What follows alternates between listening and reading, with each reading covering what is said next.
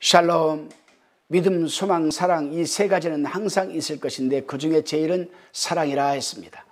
오늘 여러분 하나님의 말씀과 함께 시작하는 여러분의 삶의 영역 속에서 하나님의 사랑이 충만한 하루가 되시기를 바랍니다. 오늘은 시편 17편 1절로 15절의 말씀을 가지고 죄를 짓지 않는 입술이라는 주제로 묵상한 것을 나누어 봅니다. 다윗과 그리고 함께한 자들이 거만하고 표독한 적들에게 둘러싸여 있습니다. 다윗과 함께한 자들을 넘어뜨리려고 하고 있는 모습을 또 보게 됩니다. 자, 이제 본문 1절로 4절까지에 대한 묵상의 나눔입니다.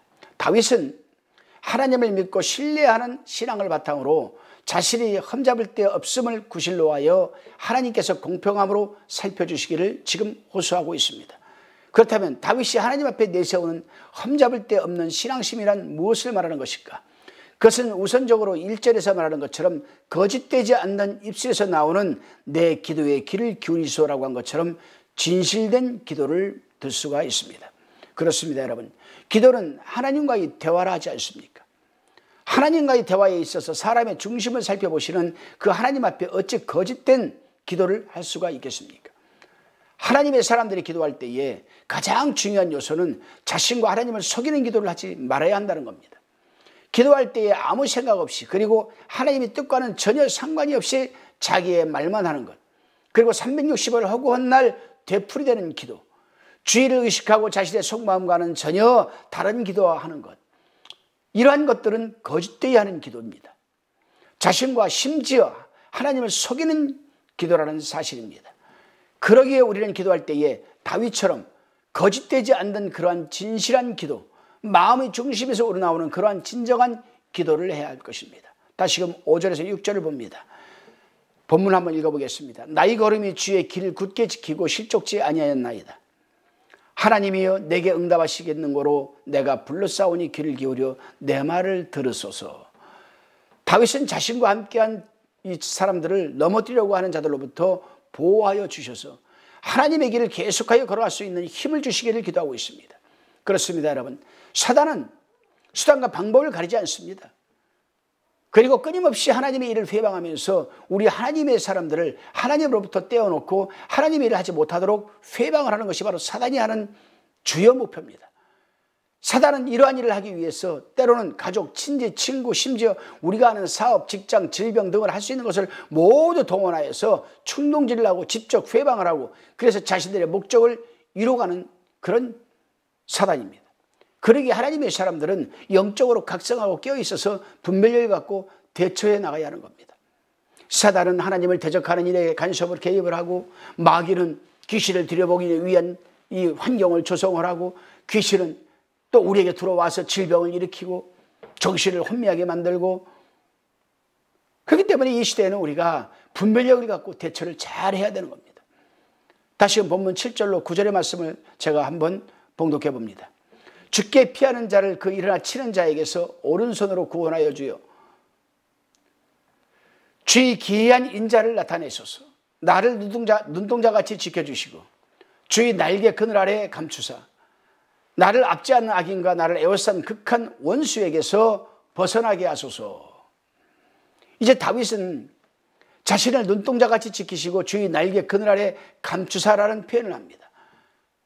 이것은 자신과 하나님과의 긴밀한 관계를 말하는 거죠.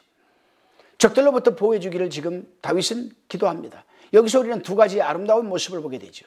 하나는 눈동자같이 지키시고 또 하나는 주의 날개 그늘 아래 감추사. 이것은 정말 이러한 표현을 할 수 있는 사람은 정말 하나님과 정말 밀접하게 교통하고 진실된 입술의 혀에서 나오는 기도, 그로 말미암아 갖는 확신, 믿음, 이런 것이 충만한 사람이 바로 이런 고백을 할 수 있는 사람이 아니겠습니까? 또 이런 기도를 할 수 있는 사람이 아니겠습니까? 눈동자는 사람의 몸에서 가장 정밀하고 귀중한 부분입니다. 사람의 시력은 매우 귀중한 것으로서 우리는 이 시력을 상치 않으려고 최선을 다합니다. 그래서 다윗은 사람이 그 눈동자를 보호하는 것처럼 보호하여 달라는 겁니다. 그렇습니다, 여러분.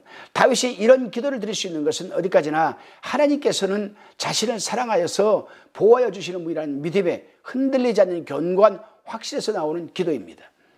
우리 하나님의 사람들이 기도할 때뿐만 아니라 신앙생활을 영위하면서도 어떤 상황에서도 하나님께서 자신과 함께 하시며 순간순간 시분초마다 자기 자신을 바라보고 계시고 인도 보호해 주신다는 믿음의 확신을 갖는 것 얼마나 중요한지 모릅니다. 그런 믿음의 확신은 또 그러한 믿음의 확신을 갖고 기도하게 된다면 주의를 의식할 필요가 없지요. 진정으로 감사한 마음으로 거짓되지 않는 혀를 갖고 기도를 드릴 수가 있는 겁니다. 여러분 한번 이 말씀을 들으시고 나는 어떻게 기도를 하고 있는가? 어떤 기도를 하고 있는가? 내 마음과 생각하고 전혀 다른 상투적이고 기계적이고 통속적인 기도는 하고 있지 않는가? 한번 생각해 보시기를 바랍니다.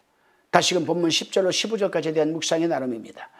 다윗을 위협하는 자들은 물질만을 위하여 살아가고 있지만 본문에서는 자기 기름에 잠겨라고 얘기를 합니다. 자기 기름에 잠겨. 다윗은 하나님과의 친밀한 교제를 하며 살아가고 있습니다. 여기서 한번 생각해 봐야 돼요. 우리는 내가 벌어들이는 물질에 만족하며 살고 있는가? 아니면 정말 하나님과의 친밀한 교제를 기쁨으로 삼고 살아가고 있는가? 사울을 따르던 자들처럼 세상에만 의지하는 자들에게는 물질이 언제나 자신을 지켜주고 행복과 쾌락을 주는 것으로서 그것만이 인생에게 가장 귀한 것으로 그들은 믿고 살아갑니다. 그러나 그들은 잘못 살아가는 겁니다. 왜냐하면 이것들은 결국 망하게 하고 많은 것들이기 때문입니다. 그 반면에 생을 그리스도께 의지하고 사는 사람은 다윗이 가졌던 것처럼 기쁨과 소망과 영원한 행복, 내세에 여벌한 영생, 이 기쁨과 소망은 비록 죽음이 눈앞에 닥쳐오더라도 변하지 않고 일생 동안 세상 끝날까지 계속 영위되는 겁니다. 그렇습니다, 여러분. 여러분은 이 세상에서 가장 아름다운 보배가 무엇일까 한번 생각해 보셨습니까? 물질이겠습니까? 건강이겠습니까? 아니면 무엇이겠습니까? 본문에서 다윗은 이 세상에서 가장 보배롭고 아름다운 것을 말해주고 있는데 바로 15절에서 말하고 있습니다. 나는 의로운 중에 주의 얼굴을 보리니 깰 때에 주의 형상으로 만족하리이다. 아멘. 그렇습니다, 여러분. 하나님 그 한만으로 만족할 때 그것이 세상에서 가장 보배롭고 아름다운 것입니다. 오늘 하루도 여러분 살아가는 삶 속에서 하나님은 24시간의 또 풍성한 시간을 저희들에게 생명의 시간으로 주셨습니다. 이 24시간의 풍성한 시간 어떻게 우리는 살아내야 되겠습니까? 하나님 한 분만으로 만족하는 가장 보배로운 하루가 되시기를 주님의 이름으로 축원드립니다. 기도드리시겠습니다. 주님 감사합니다. 우리가 부족하여도 때로는 허물이 드러나도 언제나 변함없이 우리를 사랑하여 주시고 인도 보호하여 주시는 우리의 하나님을 잊지 않고 감사하는 마음으로 살아갈 수 있도록 붙들어 주옵소서. 하나님과의 대화에서 우리의 마음과 입술을 거짓되게 열지 않게 도와주셔서 우리 자신과 하나님을 속이지 않게 하여 주옵소서. 그리고 이 세상 그 어떤 것보다도 하나님 한 분만으로 만족하며 살아가게 도와주옵소서. 감사드리오며 예수님의 이름으로 기도드리옵나이다. 아멘.